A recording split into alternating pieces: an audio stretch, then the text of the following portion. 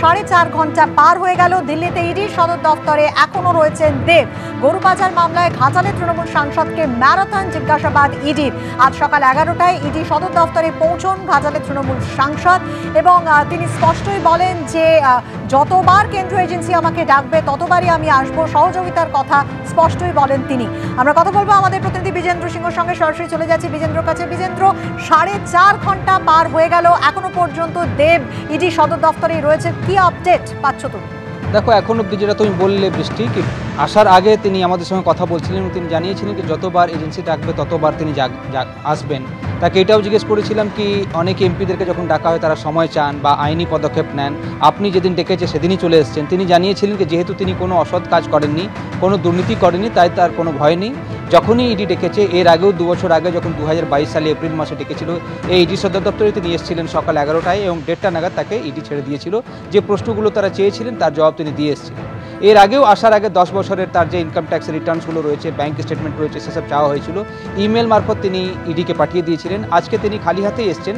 সকালে আমি জিজ্ঞেসও করলাম তাকে কি আপনাকে কি অন্য কোনো নথি আনতে বলেছে ইডি। তিনি জানান কি কিছু আনতে বলা হয়নি, আমাকে শুধু ডাকা হয়েছে, কাগজের মধ্যেও কিছু লেখা নেই, কিছু নিয়ে আসতে হবে, তাই তিনি এসছেন এবং যতবার ইডি ডাকবে ততবার তিনি আসবেন।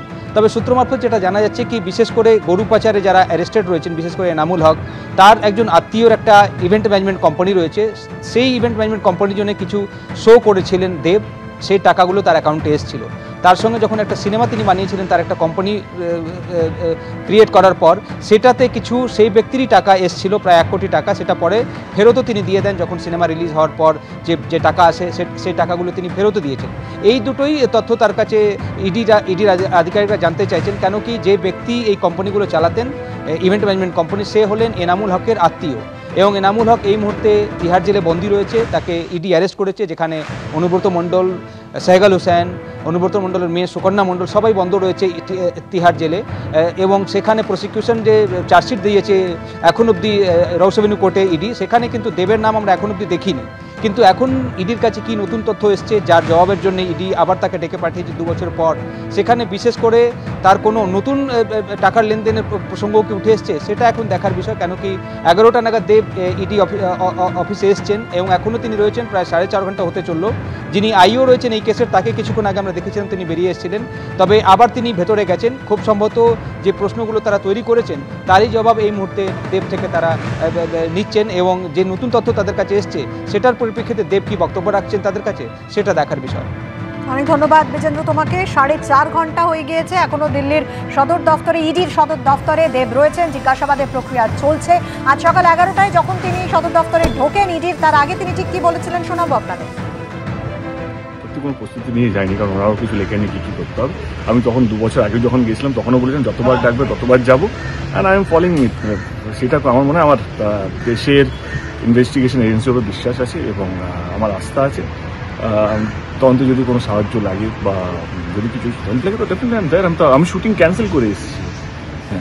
কিন্তু এটাকে সত্যি যেটা কি এনামুল হক কিছু টাকা দিয়েছিল আপনার কোম্পানিতে? একদমই না, একদমই। আমি আবার বলছি এনামুল হককে সত্যি আমি চিনি না।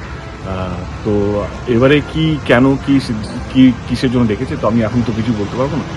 আমি যাই দেখি, তারপরে বলছি। একটা লাস্ট কোশ্চেন হচ্ছে দেব, এর আগে যখন ইডি ডাকে কাউকে আমরা দেখেছি তারা সময় চায়, পরে আসবে বলে। এর আগেও আপনি 2 বছর আগে কথা আমি জীবনে শিখেছি যে তুমি চোর কি না সবচেয়ে আগে তুমি জানো।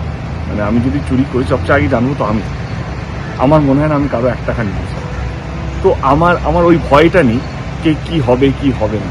তো আমি 2 বছর আগে যে কথাটা বলছি আবার একই কথা বলছি, যখনই ডাকবে খুব খারাপ যদি পরিস্থিতি না হয়, not because of to take time to anything to do অন্য কিছু, আমি যদি যেমন আমার শুটিং চলছে, এবার এমন একটা শুটিং পড়ে গেল যেখানে আমার ওই দিনে 50-60 লাখ টাকা, তখন হয়তো আমি টাইম।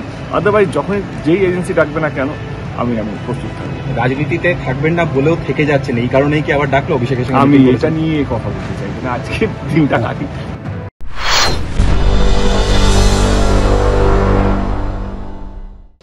উনি আপাতমস্তক দুর্নীতির সঙ্গে যুক্ত। সাংসদ তহবিলের 30% কমিশন না হলে উনি কাজ করেন না, সেটা ওনার দলের নেতাই বলছেন।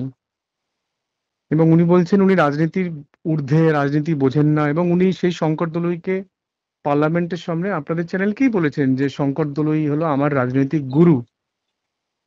তিনি সত্যি কথাটা বলে দেওয়া তাকে দল থেকে সাসপেন্ড করিয়ে দিলেন উনি। 5 কোটি টাকা নিয়েছে অ্যাকাউন্টে। কিন্তু দেব তো আজকেও দাবি করলেন যে তিনি কোনো টাকা নেন। যে যিনি দোষ করেন তিনি যখন কোর্টে শুনানি চলে তখন কি তিনি প্রথম দিন কি বলে দেন যে হ্যাঁ আমি দোষ করেছি? তাহলে তো ভারতবর্ষে এত হাজার হাজার যে কেস পেন্ডিং, কোনো কেসই পেন্ডিং থাকতো না। উনি এনামুল হকের কাছ থেকে ওনার অ্যাকাউন্টে টাকা নিয়েছেন, সেই টাকা নিয়ে উনি সিনেমা করেছেন। এবং আমি ঘাটালের মানুষের কাছ থেকে আবার জানলাম, যেমন আগে 30% কমিশন নিয়ে আমি বহুদিন আগে বলেছিলাম, সেটা ওনার বিধায়কের গলা থেকে আপনারা শুনতে পেলেন। যদি এটা তৃণমূল অস্বীকার করতো তাহলে তো ওনাকে সাসপেন্ড করতো না, তাই না? এবং দেবের যিনি সেক্রেটারি রাম, যিনি ঘাটালের ওনার সাংসদের যিনি রেপ্রেজেন্টেটিভ অফিসিয়াল সেক্রেটারি, হ্যাঁ। তিনি আপনার চ্যানেলেতে বলেছেন যে হ্যাঁ ওটা শঙ্কর দলুইয়েরই গলা। হ্যাঁ। শঙ্কর দলুই বলেছে ওই কথা। তাহলে শঙ্কর দলুই কি আকাশ থেকে বানিয়ে বানিয়ে গল্প বলবেন?